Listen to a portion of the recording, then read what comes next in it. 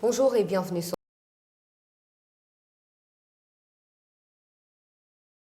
Chancela Tchela News. Merci de nous suivre dans cette nouvelle session d'actualité dont voici les principaux titres. La proposition de loi de Noël Tchani Mwadianvita, il a notifié le bureau de l'Assemblée nationale avant le début de la session de mars. Qu'en est-il de la situation? On va en parler au cours de cette session d'actualité. Les processus électoraux en RDC, jusqu'à la CENI continue à clamer haut qu'il n'a pas encore de moyens pour pouvoir commencer les opérations préliminaires. Est-ce qu'il faut s'attendre à un glissement? Qu'est-ce qui va se passer? On va en parler également. On ira du côté du programme de développement de 145 territoires. Quels sont les mécanismes à mettre autour du projet pour éviter de probables détournements? On va en parler également lors de cette session d'actualité. État de siège, Madame, Messieurs, la MONUSCO qui a sorti une déclaration récemment pour dire que la situation s'est empirée depuis qu'il y a état de siège. Mais quelle est la contribution à elle, la MONUSCO, depuis plus de 20 ans? Qu'elle est sur les territoires nationaux congolais? On va également en faire mention lors de cette session d'actualité. Les dossiers judiciaires en cours, en souffrance, Madame, Messieurs. Qu'en est-il de la situation de Willy Bakonga, mais aussi les recouvrements des immunités de sénateur Matata Pono? Il a notifié au président de la République son souci de voir ces mouvements être libérés de conditions fixées par le président du Sénat. Qu'en est-il? Qu'est-ce qui va se passer, sachant que la Cour constitutionnelle s'était déjà déclarée incompétente? Qu'adviendra-t-il par la suite? On va en parler au cours de cette session d'actualité. Pour en parler, nous avons reçu pour vous Monsieur Noël Tchani Mwadianvita, professeur, docteur en économie, banquier. Bonjour et bienvenue. Merci de me recevoir sur Chancela News. Tchela News. Chancela Tchela News. Merci, voilà. Merci également à vous pour votre disponibilité.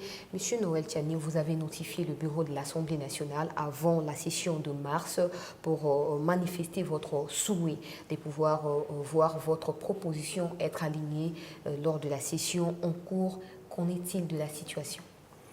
Oui, effectivement, j'avais saisi le président Bosso, les députés nationaux, les sénateurs, mais aussi le président du Sénat, Modeste Bahati, pour attirer leur attention sur la nécessité, l'urgence et l'importance de mettre la proposition de loi Tchani sur la table pour discussion entre les députés nationaux.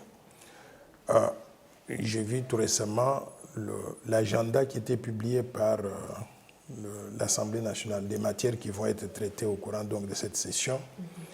Et j'ai compris que les questions de révision constitutionnelle seront mises sur la table de discussion. Quand on parle de questions de révision constitutionnelle, on peut modifier un article, 2 ou 3, 4 articles de la Constitution ou plusieurs articles de la Constitution. La loi Tchani que j'ai proposée appelle à la modification de 2 articles de la Constitution. L'article 10 qui dit que la nationalité congolaise est une exclusive, nous voulons que cet article soit remplacé par la nationalité congolaise est irrévocable. Ça veut dire que ça ouvrirait la voie à la double nationalité et que quand on a la nationalité congolaise, on ne peut pas la perdre. Si vous allez à l'étranger, vous prenez d'autres nationalités, ça vous regarde. Nous, on vous reconnaît toujours comme étant l'un de nôtres.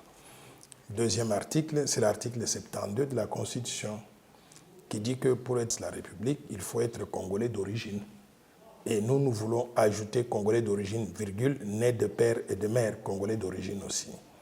Donc ces 2 articles de la Constitution 10 et 72 font partie de plusieurs articles qui pourraient être revisés au courant de cette session de mars 2022. Donc il n'est pas nécessaire qu'on inscrive spécifiquement à l'agenda la discussion sur la loi Tchani de verrouillage de l'accès aux fonctions de souveraineté, si on a déjà retenu l'idée de révision constitutionnelle qui pourra couvrir plusieurs articles donc, à la fois. Donc personnellement, je suis très satisfait de l'agenda qui a été publié par l'Assemblée nationale et nous attendons maintenant que les députés passent à l'œuvre pour discuter donc de ces questions-là de façon transparente pour qu'ils puissent aussi en fin de compte voter et donner leur position si les propositions qui ont été faites donc, sont acceptables ou pas. Monsieur Noël Tchani, certains qui nous suivent vont certainement se poser des questions. L'article 72, Congolais d'origine, en quoi c'est différent Congolais d'origine et Congolais, virgule, Congolais de père et de mère? Dans la Constitution, quand on dit Congolais d'origine, on fait allusion aux Congolais nés de père et de mère, aux Congolais nés de père ou de mère. Donc les deux font partie des Congolais d'origine, ou les Congolais qui faisaient partie de ces tribus-là qui étaient reconnues en 1960. C'est ça qu'on appelle les Congolais d'origine. Nous disons que cette clarification est importante parce que parmi les Congolais d'origine, il y en a qui peuvent avoir des loyautés partagées, qui peuvent avoir un pied dedans, un pied dehors. Quand vous avez simplement une mère congolaise et un père rwandais, ou bien une mère congolaise, un père ougandais ou originaire de n'importe quel pays, vous êtes loyal à quel pays? Vous pouvez avoir des loyautés partagées à l'égard de la RDC, à l'égard de l'autre pays, de votre père ou de votre mère. Par conséquent, nous voulons que ces genres de Congolais-là, pendant qu'on les reconnaît tous comme étant les nôtres, qu'ils soient éligibles pour tout faire en RDC, sauf occuper des forces de souveraineté nationale. Et je voudrais donner un exemple précis que les gens peuvent comprendre très bien aujourd'hui. Il y a actuellement la guerre entre l'Ukraine et la Russie. Imaginez une fois si le président ukrainien avait un père russe et une mère ukrainienne.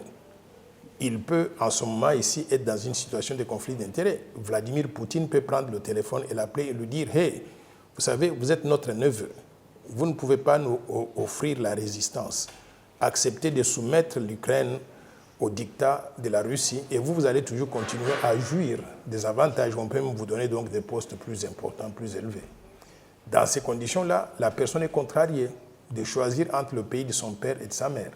C'est ça que nous voulons refuser, rejeter ou éliminer ce risque-là dans le cadre de la révision constitutionnelle que nous proposons dans le cadre de la loi Tchani. Professeur Dr Noël Tchani, nous avons vu des Congolais de père et de mère, comme vous précisez, détruire les pays. Qu'est-ce qui prouve qu'en renforçant l'article 72 ou en les modifiant dans la Constitution serait un atout majeur pour la protection du pays? Il faut faire attention. Il ne faut pas tomber dans le piège des gens qui disent que ce Congo a été détruit par les Congolais de père et de mère.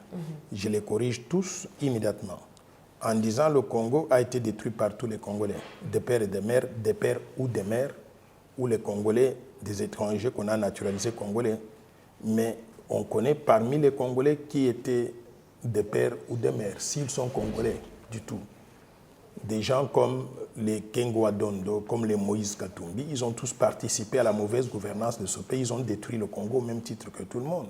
Ce que nous disons, c'est que quels que soient les pouvaient avoir pour mener des actes qui étaient contre le pays, nous voulons éliminer ce risque-là désormais, en ayant dans des postes de souveraineté simplement ceux qui doivent tout à la République démocratique du Congo, qui n'ont pas un autre pied dehors, pour que quand ça ne marche pas au Congo, qu'ils aillent se réfugier dans les pays de leur père ou de leur mère, ou ainsi de suite. Là.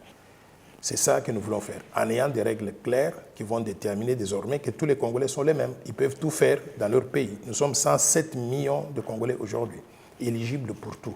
Mais parmi ces 107 millions de Congolais, nous voulons maintenant trier quelques-uns pour occuper des postes de souveraineté qui sont environ une centaine.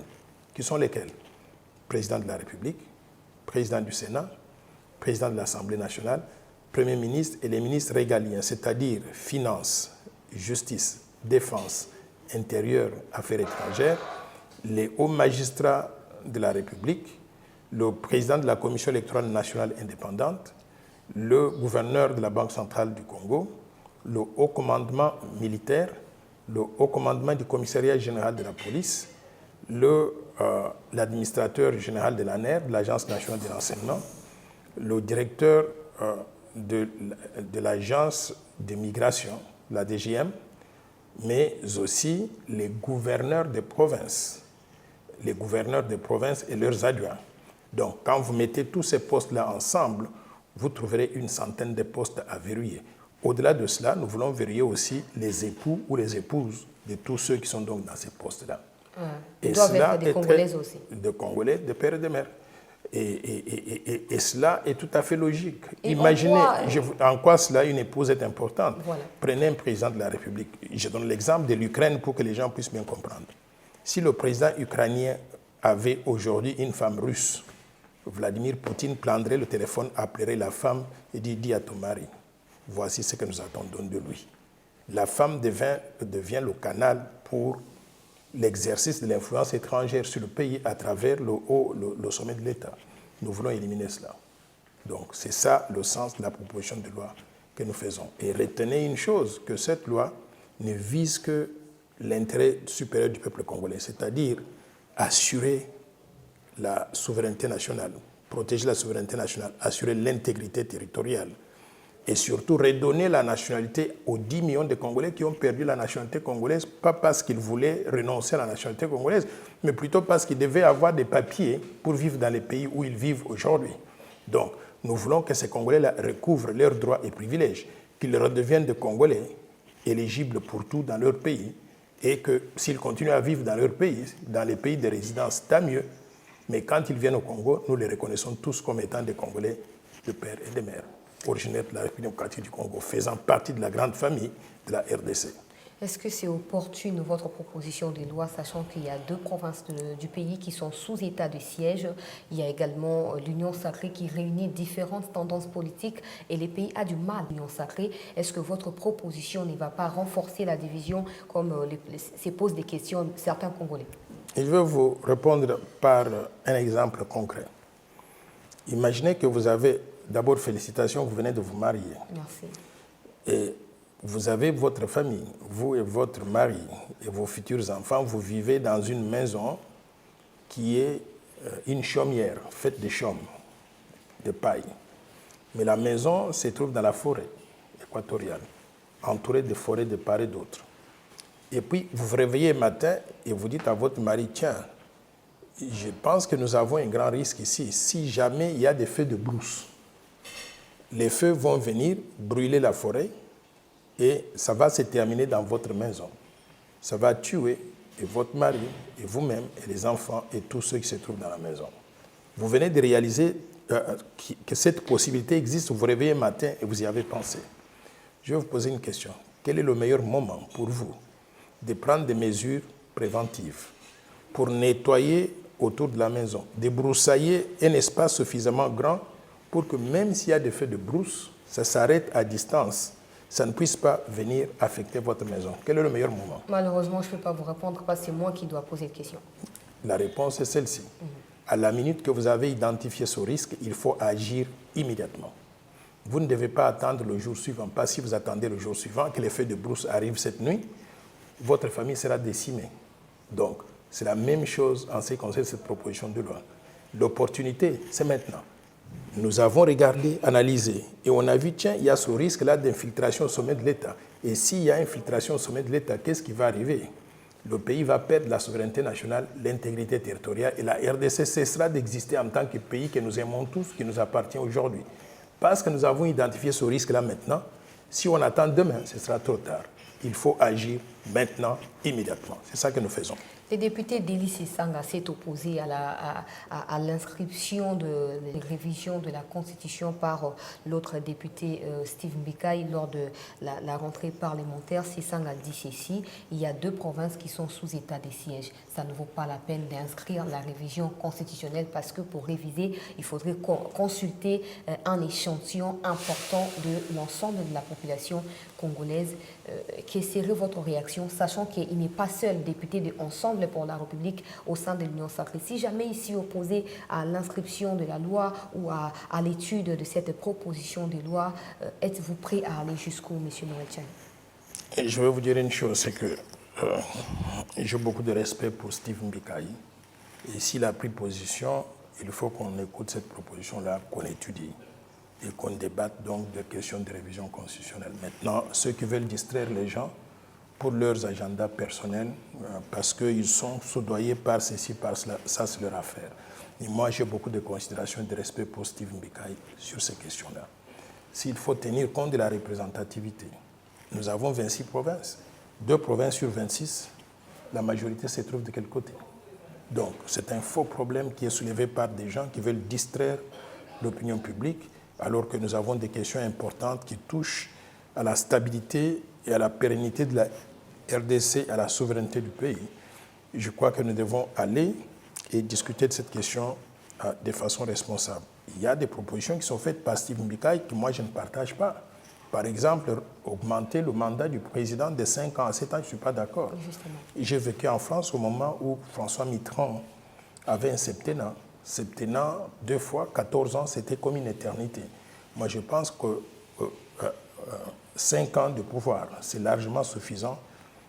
Si on peut reconduire un chef de l'État pour 10 ans, c'est largement suffisant. Donc je ne suis pas d'accord avec Steve Mbikaï sur la question d'augmenter le mandat. Mais le reste des discussions qu'il faut avoir, je pense qu'il faudrait qu'on soit ouvert, qu'on lui donne la chance de s'expliquer et que ceux qui sont contre viennent aussi donner donc des arguments. Mais avoir un député parce qu'il fait partie donc d'un certain groupe de gens qui ne fonctionnent qu'avec l'argent et à qui on dicte ce qu'ils doivent faire pour venir donc barrer des discussions importantes sur des questions qui touchent à l'intérêt national, je pense que ce n'est pas très responsable.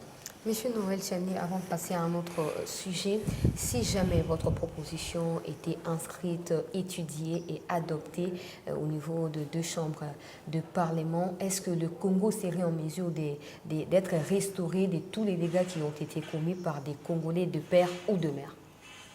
Bon, si la loi est adoptée, la conséquence immédiate, c'est qu'on se sentira plus en sécurité.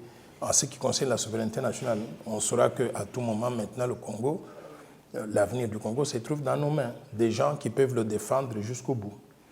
Et c'est déjà une réalisation. Maintenant, est-ce qu'on va régler tous les problèmes à la minute? Non. Bien sûr qu'il y aura des problèmes de développement qu'il faudra que nous puissions aller progressivement. Mais dire que tous les problèmes du jour au lendemain seront réglés, ce n'est pas correct, ce n'est pas juste. Et je ne veux pas être ce démagogue-là qui raconte des choses aux gens. Processus électoral en République démocratique du Congo, Noël Tchani, Mwadi Nvita, vous avez été candidat en 2018 et là, 2023, c'est pointe à l'horizon, vous seriez à nouveau candidat. Moi, je crois que dans une démocratie, il faut apprendre à laisser le temps au temps. Actuellement, nous avons un président de la République à qui nous souhaitons bonne chance. Félix Antoine Tshisekedi qui a un mandat de 5 ans, qui a déjà fait pratiquement 3 ans et il lui reste à peine 1 an et demi. Il ne faut pas être pressé pour dire si on sera candidat ou pas. Il faut le laisser travailler. Il arrivera un moment, ce qu'on appelle la saison électorale. Nous allons objectivement faire le bilan de ce qu'il aura réalisé.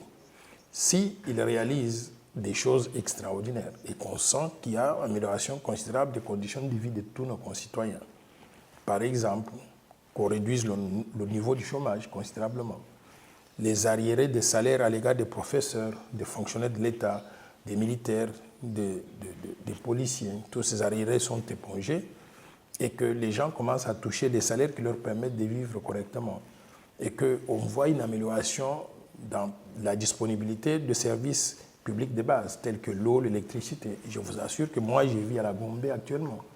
Mais à la Gombe, on a des coupures d'électricité 10 fois par jour à la Gombe. Alors nous oublions le reste donc du pays, l'intérieur du pays. Donc les gens vivent dans des conditions extrêmement pénibles. Si nous sentons qu'il y a un début de solution donc, à ces problèmes-là, en ce moment-là, on va déterminer s'il faut laisser ce président continuer sous la lancée qu'il aura commencé ou pas. Mais si on sent qu'il n'y a pas de début de solution et que nous estimons que nous pouvons faire mieux, et en ce moment-là, on va se prononcer. Mais ce moment-là n'est pas encore arrivé, on n'est pas encore prêt à dire si on sera candidat ou on ne sera pas candidat. Donc, gardez votre mal en patience. On reviendra vers vous au moment opportun. Voilà, très important. La CENI qui continue à clamer qu'il n'y a pas encore de financement approprié pour commencer les opérations préliminaires s'agissant du processus électoral, les fichiers électoraux, la loi électorale. Jusque-là, il n'y a aucun signal fort qui peut rassurer au peuple congolais que voilà, il y aura des élections en 2023. Est-ce qu'il faut s'attendre à un glissement? Moi, je souhaite que les délais constitutionnels soient respectés. Dans une démocratie, on ne doit pas tripatouiller les délais constitutionnels pour se donner même une journée au-delà de ça. Et je voudrais même qu'on adopte au niveau de l'Assemblée nationale des mesures très graves, très strictes à l'égard de ceux qui peuvent être des gouvernants tenter de ne pas respecter les délais constitutionnels. Qu'on dise par exemple que si le mandat du président arrive à terme tel jour, et qu'il n'y a pas eu organisation des élections, il quitte le poste. Il y a quelqu'un d'autre qui doit assurer l'intérim jusqu'à ce qu'on ait. Il faut pénaliser les gens qui n'ont pas travaillé. Alors, maintenant, c'est trop tôt pour moi de le dire. Tout ce que je peux dire aujourd'hui, c'est demander au gouvernement de disponibiliser des ressources à l'égard de la CENI pour qu'elle fasse son travail correctement. Et non ce gouvernement qui doit être le partenaire ou l'acteur principal, mais que le gouvernement est ses partenaires au développement. se réunissent pour donner à la CENI les moyens qu'il faut. C'est tout ce que je peux faire. Et d'ailleurs, dans les jours qui viennent, je compte solliciter un rendez-vous avec le président de la CENI et les autres membres du bureau de la CENI pour discuter avec eux de ces questions-là, pour comprendre effectivement, est-ce qu'on est sur la bonne voie ou bien il y a des inquiétudes qui doivent pouvoir attirer notre attention à ce stade ici, au-delà des discours publics que nous entendons à la télévision, à la radio. Nous voulons nous assurer que la CENI a des moyens et qu'elle est en train de travailler pour respecter les délais constitutionnels, parce qu'un jour de plus sera un jour de trop et nous ne voulons pas que cela arrive. Tout à fait. Parlons du gouvernement qui doit mettre au profit de la CENI de moyens pour pouvoir organiser des élections. Monsieur Noël Tchani, quelle analyse faites-vous de la gestion du pays par les gouvernements de l'Union sacrée avant de parler de certains domaines spécifiques? Non, tout à l'heure, là, j'ai dit qu'on sera en mesure de faire le bilan au moment approprié. Mais aujourd'hui, on n'est pas en mesure de faire ce bilan-là. Tout ce que je constate, c'est qu'il y a encore beaucoup de problèmes, les mêmes problèmes que nous avons connus au départ de Joseph Kabila. Ce sont les mêmes problèmes qui sont en place actuellement. Quels sont ces problèmes-là? On a toujours plus de 85% de la population active au chômage. Je n'entends pas des gens qui trouvent du travail dehors là. On a toujours des arriérés de salaires à l'égard donc d'un certain nombre de personnes. Les professeurs, les enseignants, les médecins, les infirmiers, les militaires, les policiers, les fonctionnaires de l'État, ils continuent à ne pas être payés à temps. Et s'ils sont payés à temps, ils sont payés des salaires vraiment minables, de misère, qui ne permettent pas à qui que ce soit de vivre. Et les professeurs d'université sont en grève actuellement. D'ailleurs, on vient de mettre en place une commission paritaire qui doit examiner objectivement les problèmes pour voir si on peut trouver des solutions. Et les infrastructures de base, les services publics de base, l'eau, l'électricité continuent à être une denrée rare pour la grande majorité de la population. Moins de 10% de la population continue à avoir accès à l'électricité. Et d'ailleurs, quelle est la qualité de cette électricité-là, avec 15 coupures par jour? Vous allez dans la rue, vous voyez bien que l'État n'existe que de nom. Les embouteillages sont monstres. On est incapable de se déplacer dans la ville de Kinshasa ou dans les grandes villes du pays. Donc, grosso modo, les problèmes d'antan continuent à être les problèmes d'aujourd'hui.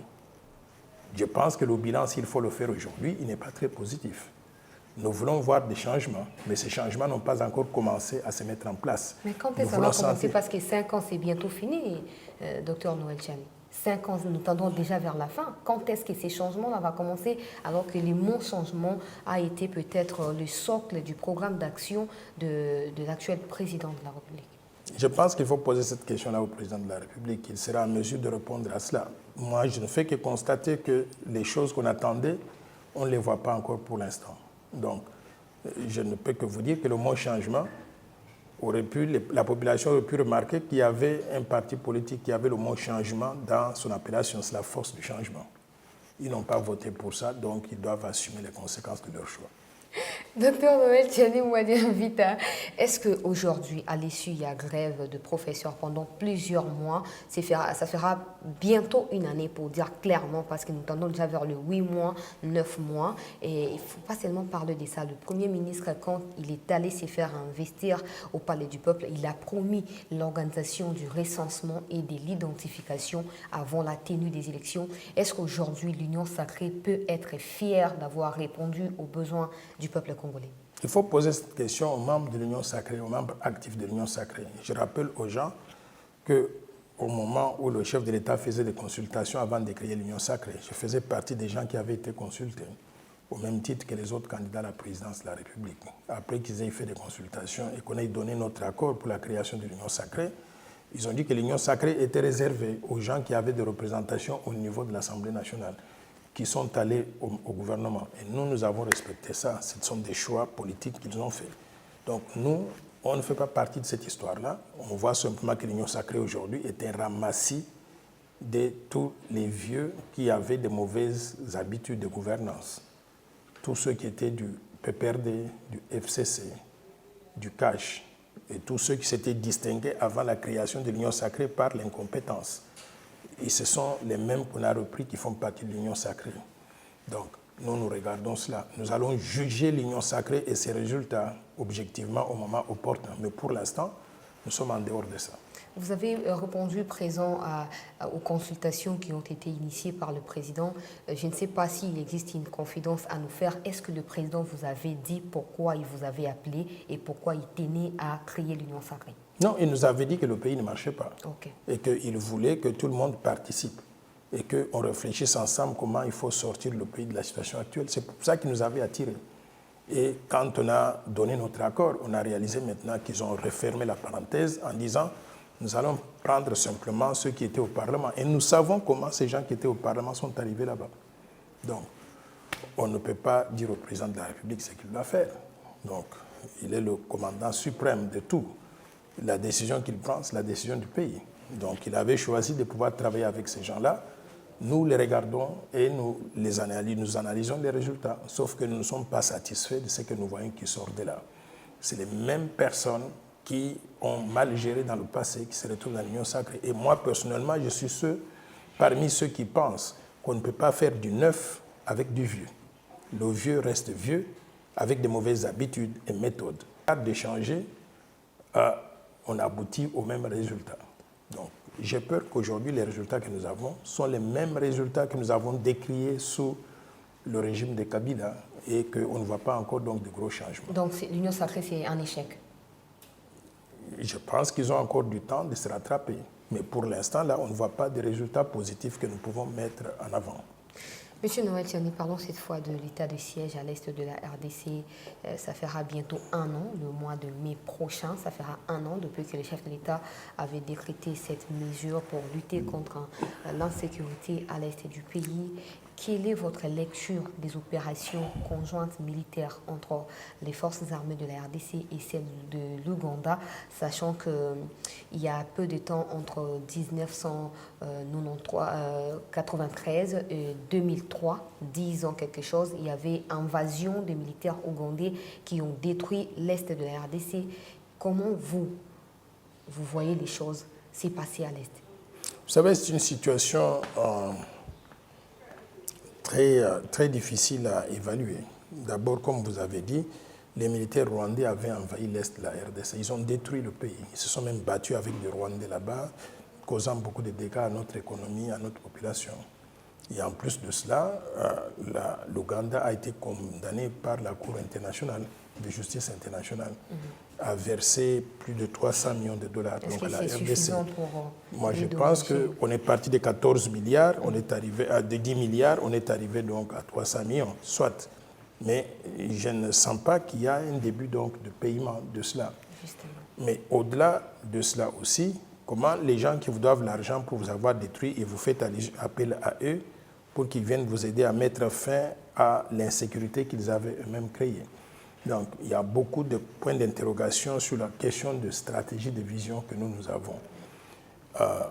Pour l'instant, je constate simplement que l'état de siège n'a pas encore donné des résultats qu'on attendait. Est-ce qu'on peut dire que la situation s'est améliorée? J'ai entendu la MONUSCO donc dire que la situation elle est pire qu'avant. J'ai dit, mais voilà, ils ont identifié que la situation est pire qu'avant.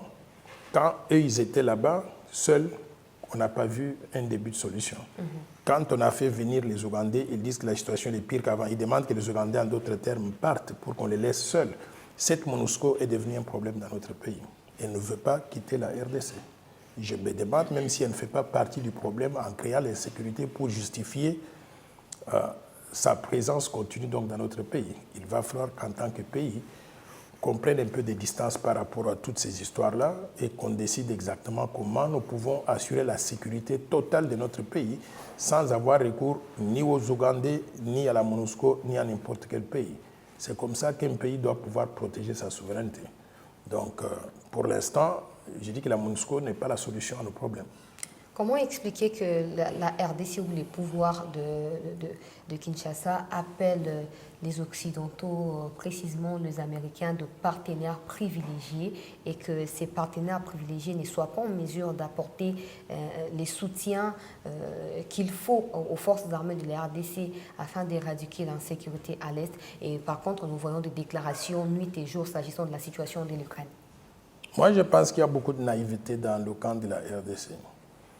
Pourquoi? Parce qu'on appelle les États-Unis partenaires privilégiés. Partenaires privilégiés pour faire quoi?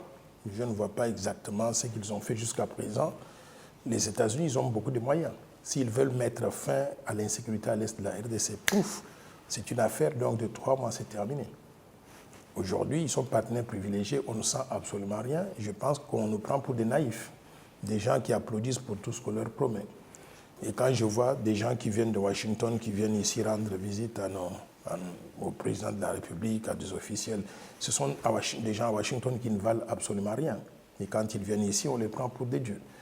Et je crois que nous sommes dans un pays de naïfs, en quelque sorte. Moi, je ne suis pas impressionné par tout ça. Je pense qu'il y avait lieu d'organiser les choses différemment. Tout récemment, j'ai vu le secrétaire du Trésor, le ministre des Finances américain, venir ici, souligner la nécessité de lutter contre le blanchiment d'argent et le financement du terrorisme. Nous sommes tous contre le blanchiment d'argent et le financement du terrorisme. Et en échange, nous obtenons quoi? Absolument rien. Et quand on a un un ministre des Finances américain qui vient ici dans un pays qui est totalement dollarisé, c'est la dollarisation qui crée des conditions pour le blanchiment d'argent. Et on ne touche pas à la vraie question, comment mettre fin à la dollarisation de l'économie congolaise. Et je pense que nous ne comprenons rien. En plus de cela, que coûte la dollarisation à l'économie congolaise? La perte des revenus seigneuriage dont bénéficient gratuitement les États-Unis d'Amérique. Et nous fonctionnons comme un pays à perte. Il vient ici et nous, Congolais, ministre des Finances, gouverneur de la Banque centrale, président de la République, Premier ministre, aucun d'entre eux n'a ouvert sa bouche pour dire nous réclamons qu'on nous verse une portion de revenus de seigneuriage qui sont perdus. Je crois que c'est un pays de naïfs, soit des gens qui ne comprennent pas ce qu'ils font. Et sur ces questions-là, j'ai beaucoup de douleur de voir que mon pays est géré de cette façon-là. Vous êtes Congolais, hein, quand vous dites pays des naïfs, c'est votre pays à vous également. Non, pays des naïfs au niveau de la gouvernance du pays, je ne fais pas partie des structures de gouvernance. Donc quand je parle de pays des naïfs, je parle de ceux qui gèrent le pays, qui ne peuvent pas saisir ces occasions-là au profit du peuple congolais. Ils se contentent donc de peu qu'on leur donne et on les applaudit. On les applaudit parce qu'on sait qu'ils ne réclament pas ce qu'ils devraient réclamer. Donc je suis complètement contrarié par ça. Il faudrait alors arrêter ces partenariats concrètement où il faudrait changer peut-être des options au sein de contrats ou des accords signés ou... Non, je pense qu'il faudra envisager de changer la gouvernance en RDC. Et la gouvernance, c'est un problème d'homme. Et quand on n'a pas l'homme qu'il faut à la place qu'il faut, on aboutit à la sous-utilisation des ressources et à la sous-utilisation de la capacité de délivrance du pays à des problèmes qui existent actuellement. Et pour l'instant, j'ai peur, rien qu'à travers cette visite du ministre des Finances américain ici, j'ai peur que le pays ne soit pas sur la bonne direction. Pas du tout. Et j'ai peur que le pays ne soit pas dans les bonnes mains. Aujourd'hui, Noël Tchani, élu, exemple, président de la République, vous faites quoi vis-à-vis de tous les partenaires qui, au nom de je ne sais pas moi quoi, se retrouvent sur le territoire congolais, qui travaillent, qui gagnent et les pays perdent? Je prends le plan Marshall, je mets sur la table. Et j'ai dit à tout le monde, non, voici notre vision de développement. 1, 2, 3, 4. Tout le monde, vous avez compris? Oui. Voici maintenant comment nous allons opérer pour arriver à réaliser la mise en œuvre du plan Marshall. Donc, c'est comme ça que je vois les choses. Si vous venez avec une vision bien claire, bien précise, les partenaires vont vous respecter. Parce que vous allez leur dire, vous pouvez jouer un rôle dans notre pays. Mais voici le rôle que nous, en tant que gouvernants du pays, nous voulons jouer. Et voici là où nous pensons que vous pouvez intervenir pour nous accompagner. Mais si vous venez simplement comme ça, vous commencez à crier partenaire stratégique, ils vous regardent, ils se moquent de vous. Mais vous pensez qu'ils sont en train donc de vous applaudir. Monsieur Noël Tchani, comment expliquer que les gens quittent Kinshasa auprès du président de la République, Task Force, quelque chose, aller pour réconcilier le peuple Emma et Lendu au niveau de l'Est du pays et que ces gens-là soient pris en otage? Bon, ça montre la capacité du gouvernement. Est-ce que nous avons l'information quand nous nous engageons à faire quelque chose, nous avons l'information préalable? Ou bien nous allons simplement comme ça, comme des moutons de panurge, et on tombe donc dans les panneaux. Un gouvernement qui se fait prendre en otage, donc ça montre bien qu'il ne contrôle pas du tout donc, cette partie du pays. Et c'est dommage. Le président rwandais s'attaque, avant de finir rapidement, le président rwandais, à chaque fois qu'il a l'occasion de s'exprimer dans des médias internationaux, il ne manque pas de mentionner la RDC, pas positivement, mais très souvent négativement. Et il est également en train de demander qu'il coopère militairement avec la RDC pour lutter contre l'insécurité. Monsieur Noël Tchani, qu'est-ce que vous proposez au gouvernement pour lutter concrètement contre l'insécurité? Je dirais au gouvernement, méfiez-vous de M. Kagame. C'est lui l'insécurité en République démocratique du Congo. Il ne faut pas l'associer à ça. Bien au contraire, il faut le désarmer, lui, parce que c'est lui qui arme les milices en République démocratique du Congo. C'est tout ce que je peux donner comme conseil à notre gouvernement. Très important et merci pour ces conseils. J'espère qu'ils ont capté. Alors pour finir, parlons du dossier Matata Ponyo. Nous avons également suivi lors de cette rentrée parlementaire au Sénat le président du Sénat qui demande à nouveau de couper les micros au sénateur Matata Ponyo parce que la parole ne lui a pas été accordée. Monsieur Noël Tchani, novembre 2021, la Cour constitutionnelle s'est déclarée incompétente dans le dossier Bukanga Lonzo. Mais pourquoi Matata ne peut plus revenir sénateur, c'est-à-dire aller à Lubumbashi? Attention, la Cour constitutionnelle s'est déclarée incompétente. Mais la justice congolaise ne s'est pas déclarée incompétente à l'égard du dossier. La prochaine étape, c'est qu'il faut prendre le dossier, le remettre à la juridiction compétente. Et je devine, dans ce cas ici, c'est la Cour de cassation.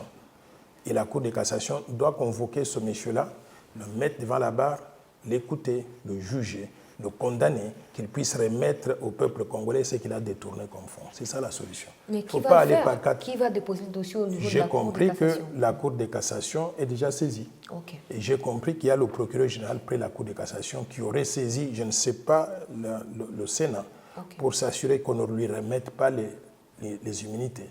Et qu'on va le juger là-bas. Et Matata a même écrit une lettre qu'il a publiée dans la presse pour dire non, il a été lavé par la justice. Non, il n'a pas été lavé par la justice. La Cour constitutionnelle n'est pas la justice congolaise uniquement. La Cour constitutionnelle a dit qu'elle n'est pas compétente pour le juger.